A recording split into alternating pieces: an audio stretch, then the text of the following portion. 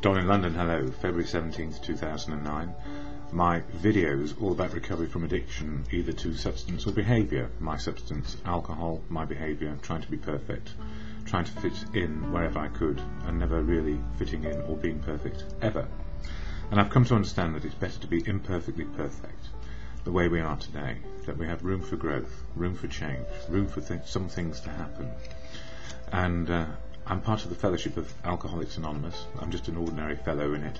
I don't speak for AA, but I do speak intensively and extensively about how the fellowship helps me on a daily basis. And that's in the form of meetings, literature, the actual people who live and breathe the program of recovery. And for as many people there are on the planet in recovery, there are as many ways to be in recovery. We remain unique, authentic people always, getting our freedom to make choices in the moment of now. So the key for me in all of this, we go to people who are in recovery and utilise the fellowship. We are in recovery one day at a time, and we are unique, authentic. We have a similarity, a desire to drink. And when I go to meetings, this preamble is shared. And it goes like this. Alcoholics Anonymous is a fellowship of men and women who share their experience, strength and hope with each other, that they may solve their common problem and help others to recover from alcoholism. The only requirement for membership is a desire to stop drinking. There are no dues or fees for AA membership. We are self-supporting through our own contributions. AA is not allied with any sect, denomination, politics, organisation or institution. It does not wish to engage in any controversy, neither endorses nor opposes any causes. Our primary purpose is to stay sober and help other alcoholics to achieve sobriety. And I talk about my experience, strength and hope from my life experience, my past and my present. And the same goes for anybody who's in fellowship. We are utilising our experience. We are looking at our courage, faith and confidence on a daily basis to make this one day as best it can be. And serenity for me is not having a good day where everything is joyful. Serenity is actually understanding the difference between joy and sadness, and the acceptance of what I can change and what I can't, and gaining that wisdom. So the gift for me in fellowship is to be alive one more day. And at the moment my life is difficult and complicated. I've come out of a relationship. I've had to face some hard truths about my type 1 diabetes and the peripheral things, which are quite serious conditions which I need to take account of and work with, and also have clinical depression and how that impacts on my life, and how I can get onto that normal playing field where recovery is possible with enough of my wits working a day at a time. So life is scratchy, hard. One moment it's up, one moment it's down, and I need to understand that I am human and I have some changes happening in my life. So, as they say, no steps, no change. And in the program of AA we have 12 steps of action to take, not all at the same time. We need to learn the steps and experience life to make these steps of action work. And it's all about living to the good of good living, or good life and good conscience. And some people rely on God as part of their program, and some people rely on God and truth, or just say truth, or they believe in whatever they believe to be a higher power. But the most important thing is we don't think we're it. And I don't talk about it enough. This book, the Big Blue Book, has all sorts of references to what is important in recovery. And on page 62 in the 4th edition, yes, it says here, page 62, selfishness, self-centeredness, that we think is the root of our troubles. Driven by 100 forms of fear, self-delusion, self-seeking and self-pity, we step on the toes of our fellows and they retaliate. Sometimes they hurt us, seemingly without provocation, but we invariably find that at some point in the past we have made decisions based on self which later placed us in a position to be hurt. So our troubles, we think, are basically of our own making. They arise out of ourselves, and the alcoholic is an extreme example of self-will run riot, though he usually doesn't think so. Yeah, that sounds familiar.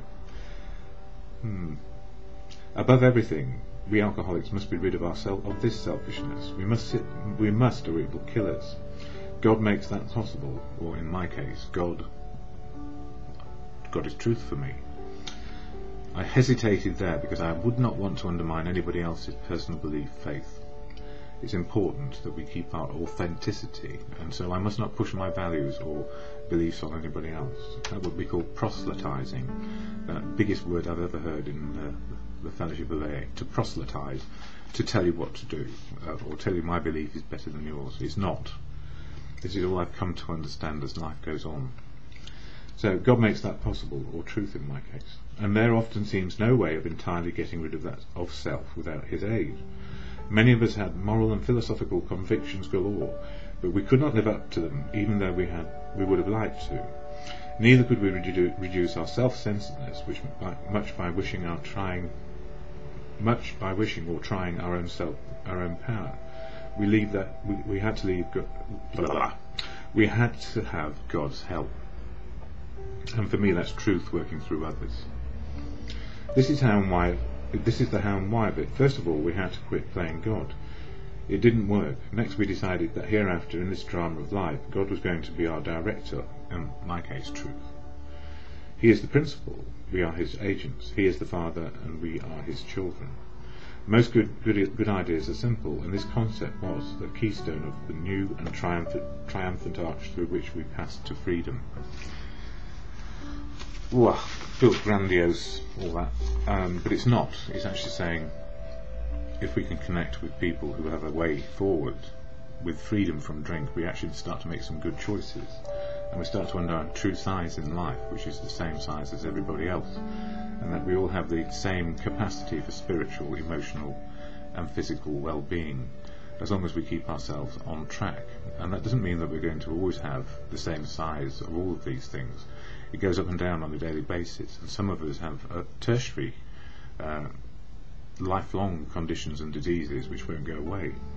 So we need to be careful that we don't overestimate what we can do on our own, or underestimate what we can do with the help of other people, or our belief in our faith. So I don't want to undermine anybody, I've decided from here on in, and I was feeling very, very, very vindictive against myself first over these last few weeks because of my situation. And now I've decided I don't need to be a victim of me, and nobody need to be a victim of me, or feel wrong about what decisions have been made. Anyway, coming on to this book, Daily Reflections, covers the 12 steps, 1 a month with readings. We're in the second month. It came to believe in a power greater than ourselves could restore us to sanity. So my greater power is obviously the wisdom of the world, and especially fellowship of AA. Lots of expertise in how to stay sober a day at a time. And it says here, the love in their eyes. Some of us won't believe in God, others can't, and still others who do believe that God exists have no faith whatever. He will perform this miracle. And that comes from the 12 steps and 12 traditions. And as you heard there, it's also in the big book. It was the changes I saw in the new people who came into the fellowship that helped me lose my fear and change my negative attitude to a positive one. I could see the love in their eyes, and I was impressed by how much their one day at a time sobriety meant to them. They had looked squarely at step 2 and came to believe that a power greater than themselves was restoring them to sanity. That gave me faith in the fellowship and hope it could work for me too. I found that God was a loving God, not a punishing God I feared before coming to AA. I also found that he had been with me during all those times I've been in trouble before I came to AA.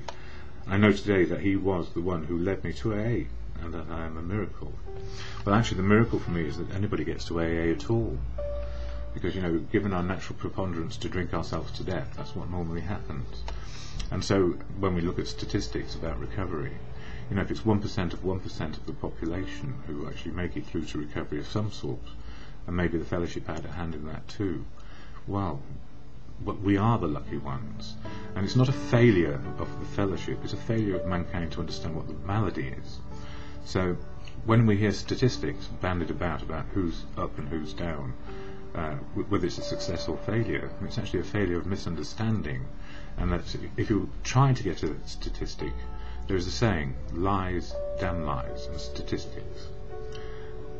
Serenity, God grant me the serenity to accept the things I cannot change, courage to have changed the things I can, and the wisdom to have, and the wisdom to know the difference.